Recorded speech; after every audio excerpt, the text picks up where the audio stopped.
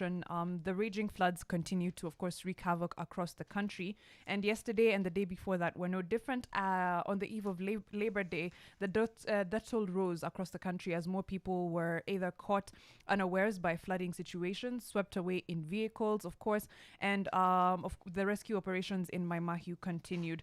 So the death toll rose and more roads were closed. I know throughout Nairobi, for example, yesterday, the stretch between Githurai and Kahawa Sukari was completely impassable for quite a long time, most of yesterday. And the area around Kware area was also very much underwater, actually, as the Ngong River burst its banks and, of course, put residents at risk of being swept away by floods.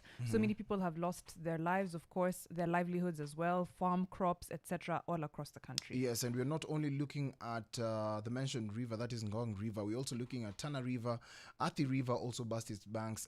There's another river in Nanyuki that also burst its banks, and this causes a lot of destruction. We're looking at other areas such as Madogo and Garissa, that the residential area between that place, where we saw a bunch of speedboats getting in trouble, trying in a rescue mission. So all these agencies have come together as formed by the president, but it's becoming harder by the day because the rains are continued rains.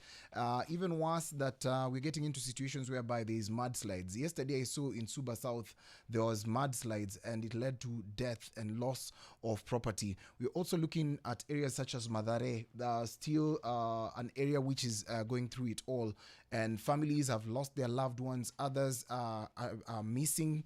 Some people have been separated by either bridges or even roads that are breaking right in the middle. Yes. So you find like one part of the family is on one side of the county, and the other side of the family is on this other side of the county. As if that's not enough, there are accidents that happen even in the middle of the night, near electrocutions in homes where you wake up in the middle of the night to find water in your house. So it's a situation that needs to be taken very seriously. And I don't know, has our president declared it a national disaster? Not as of yet, and we'll go to what he said yesterday, of course, speaking at the Labor Day celebrations, and I put celebrations in quotes because nothing feels very celebratory about it. But you are correct. And of course, even in Maimahiu, where rescue operations are still ongoing, hope is now waning for, over 50 missing people, because it's like if you have not found them by this point, the chances of them being found alive are getting slimmer and slimmer. In Isinya, flower farms have had to be closed, of course. In other areas of West Pokot, farm crops have been destroyed. About 30 acres of farm crops have been destroyed. So it's loss of life, loss of livelihoods as well, all across the country. So imagine being a farmer, and that's all you depend on, only to wake up and find that there is total destruction on your farm. As if that's not enough, drainage within the city and outside the city of Nairobi is not something we can be proud about. There's not most of them have not been cleared, meaning that when it rains, it's actually bound to flood. We hope that you can stay safe, especially if you're within Nairobi and also in the outskirts of Nairobi, different parts of the nation. And this problem actually started, it's not a Kenyan thing. As of September last year, we saw Libya get in trouble. In December alone in Tanzania, in an area, there's a district that lost 40 people because of the floods. And we are also looking at other parts of Africa going through it all. So it's not a Kenyan thing. Also, different parts of the world like Indonesia have been going through it. Sri Lanka as well.